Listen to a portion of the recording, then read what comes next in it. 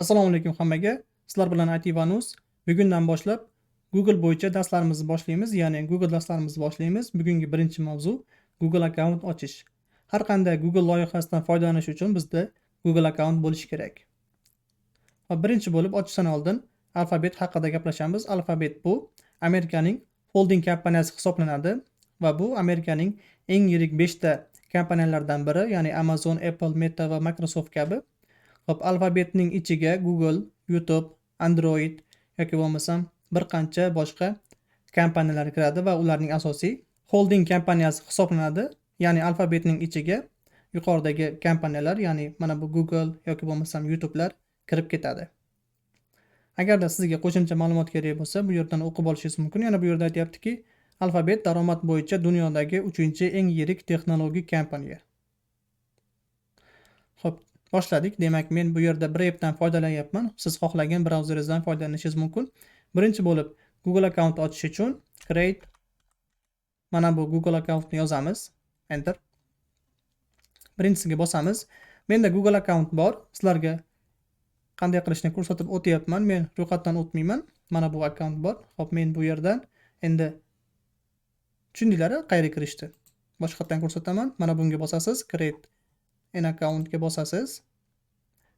Mana bu yerdan Seminit akkauntni o'tamiz. Agar sizda yo'q bo'lsa, birinchi holatda mana bu chiqadi va mana bu yerdan create accountga for my personal, shaxsiy bolam uchun, ish uchun xohlaganingizni tanlab, misol uchun shaxsiy uchun tanladim. Demak, bu yerga ismni yozasiz. Ismingizni yozasiz, keyingisiga familiya. Nextni bosasiz. Tug'ilgan oyingiz, kuningiz va misol uchun yilingiz. Birinchisi ayol, ikkinchisi erkak. Demak, mailni tanladim, nextni bosdim. Xo'p, menga bu yerda mana bularni taklif qilyapti. Yo'q, men o'zim yozaman deyman. Va bu yerdan siz o'zingiz xohlaganingizni yozishingiz mumkin.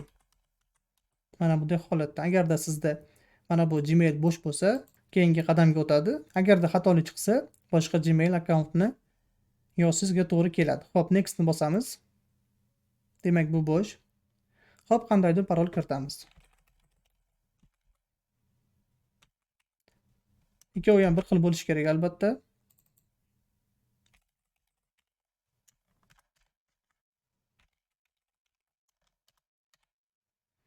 Nextni bosaman. Endi bu yerga telefon nomeringizni kiritasiz. O'zbekiston, misol uchun 91lik 234 56 78 ni bosamiz. Nextni bosamiz. Men bir nechta telefon nomerlarini sinab ko'rdim. Baribir keyingi qadamga o'tmadi. Xo'p, endi bu yog'ini nazariy aytib o'tib ketaman. Bu yerga telefon nomeringizni kiritasiz, nextni bosasiz. Keyingi qadamda sizga kod yuboriladi. Aynan shu kodni kiritasiz.